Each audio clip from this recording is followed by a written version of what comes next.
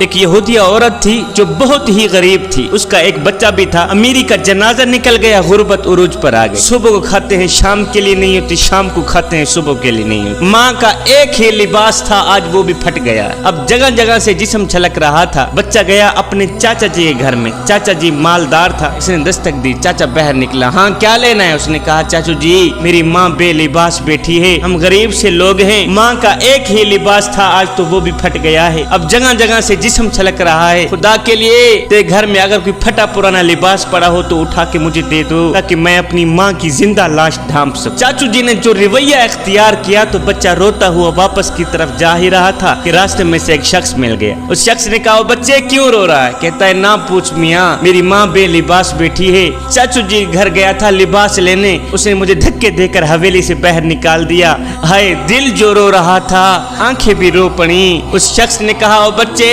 رو مت، اگر چاچو جی نے لباس نہیں دیا تو کیا ہوا؟ میں تمہیں ایک ایسا در نہ بتاؤں جہاں دشمن بھی گیا ہے خالی ہاتھ واپس نہیں آیا۔ بیٹے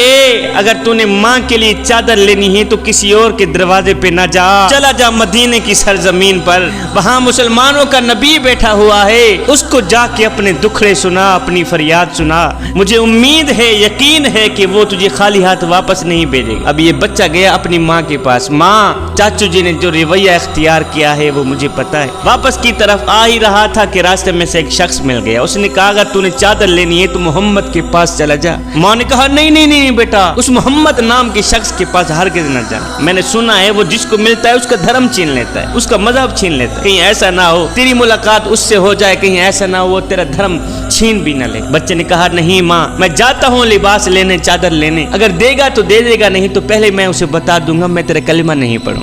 اب یہ بچہ گھر سے باہر نکلا، اس بچے نے جیسے ہی مدینے کی دہلیز پر قدم رکھا تو کیا دیکھتا ہے میرے کریم نبی رحمت والی چادر اڑے ہوئے بیٹھے ہوئے۔ میرے کریم نبی نے جب اس بچے کو دیکھا تو بچے کا دل رو رہا تھا، میرے نبی نے فرمایا بچے خیر تو کیوں رو رہا ہے؟ کہا میری ماں بے لباس بیٹھی ہے، تیرے دروازے پہ آیا ہوں چادر لینے، لباس لینے، کوئی چادر دینی ہے تو دے دے، نہیں تو پہلے بتا دوں میں تیرا کلمہ نہیں پڑھوں گا۔ ہے میرے کریم نبی نے جب سنا کہ اس کی ماں بے لباس بیٹھی ہے، اس کو لباس کی اشد ضرورت ہے،